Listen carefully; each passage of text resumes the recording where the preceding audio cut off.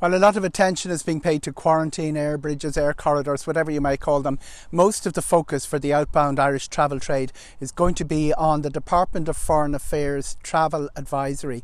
The implications that has for bookings, is it preventing people making bookings? Getting people to travel in confidence, when you go through it, and hopefully the government will do away with the restrictions that are there at the minute. And I think they're probably advising about all but non-essential travel to many countries that are free from COVID-19 as well. On one hand, Ryanair advertising lower fares, skies opening, come on, let's get on.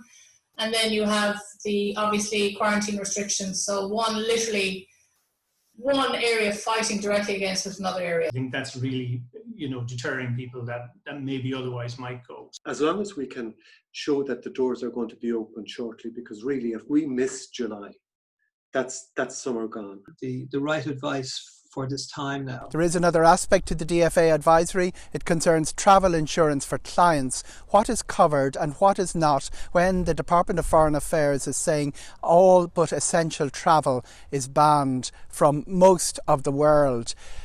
That leaves to great uncertainty with clients coming back with claims to the travel agents and the tour operators, and sometimes being sent there by the insurance companies, and sometimes even within the insurance business, what the insurance company and the underwriters are saying are contradicting each other. Lots of problems to be sorted out and very time consuming. Every claim's unique, they've all got different scenarios in it, and even when we're talking about that it's general terms, every claim that's received is unique. There's so much of this has been rapidly evolving from day one, and at the very start of it, the questions were fast and furious, and at times we have to put our hands up and say we don't know at this moment in time. That where an airline offers a refund voucher or offers change of dates, that may be considered compensation. It's something that's talked about in the industry, both Ireland and the UK, and that's something that may come to maybe put into all policies going forward. There's been a bit of a merry-go-round, to be honest with you, on that for several months now. I call it pass the parcel or pass the buck. Everybody is trying to extricate themselves out of their liability. Had one or two small issues, but to be fair, they've been resolved. I know one of our underwriters has currently removed scheduled airline failure and third-party supplier failure because of the risk of potential of airlines going bust, etc., from new policy. At the very start, it was more about the kind of refundable elements of a cancellation policy. That was the main one at the start, but this is coming up a lot now. In a one-off event like this, which is so great, where potentially an insurer could go bust, not to mention airlines, etc., and that's what everything has to be. Even with the liquidity that's there, the risk is so high. The question of business disruption. We have an offer from a insurance assessor to take on everybody's policy, to examine it again and see maybe there might be a case for some who have been told no. Michael Doorley has been installed as the new president of the Irish Travel Agents Association. Lots of work to do, and a lot of these concern the financials. How are agents going to finance themselves through a summer with so much uncertainty? The new government in their manifesto have a lot of emphasis on a new round of funding coming in July, and a lot of that funding will be directed to SMEs. So the association wants to make sure that travel agents are recognised in the same level as SMEs, again to Department of Finance and to Enterprise, that the wages supplement that is supposed to finish at the end of August, the travel industry needs that to carry on until the end of the year. If we don't have it, it would put serious pressure on people. And again, the same thing applies to other SMEs. It's not just exclusively to the travel industry, but it's across the board.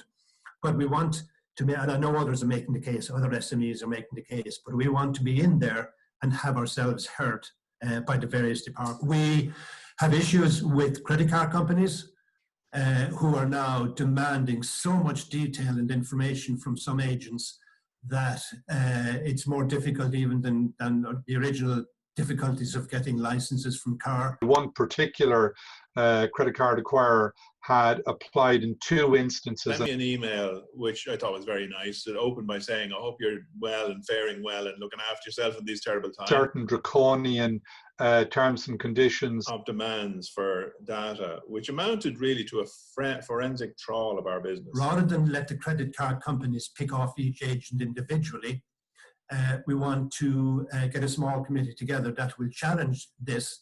And the way we're going to do it will be go to the ombudsman in the central bank, who has a responsibility for the credit card providers, and make our case that we need fair treatment. We might also try and link up with the Travel Agents Association in Scotland, where I read that they are having huge issues there, and also want to take the credit card companies to task. So it's not exclusively a problem here, and we might get some strength if we have others joining in on it. We have to address that issue. The problem is they don't know their clients. They haven't a clue about the industry that they're serving. The big destinations that count, Spain and Portugal, have already resumed flights to Malaga and to Lanzarote this week from Dublin. Shannon, Cork, Knock and Kerry all resuming next week, July the 1st. It's the big return to the skies as far as the aviation industry is concerned. We asked Ruban Lopez of the Spanish Tourist Board to talk us through the phases of reopening in Ireland's favourite holiday destination. We know from some OTAs that they are actually raising the numbers now for July and August in Spain. Some of them, they told us even 8%. You have to keep the distance, you have to wear a mask, you have to, several things you have to do even when you travel. You have to person locating form, and you have to do the check-in. So there is what we call numerus clausus in Latin. So we have a close number of people that has to be in beaches, in pools. Morning until 9 at night.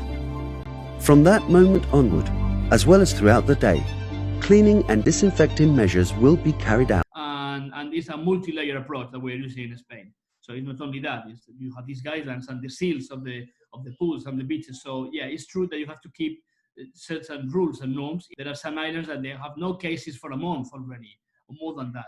So they are actually virtually COVID-free.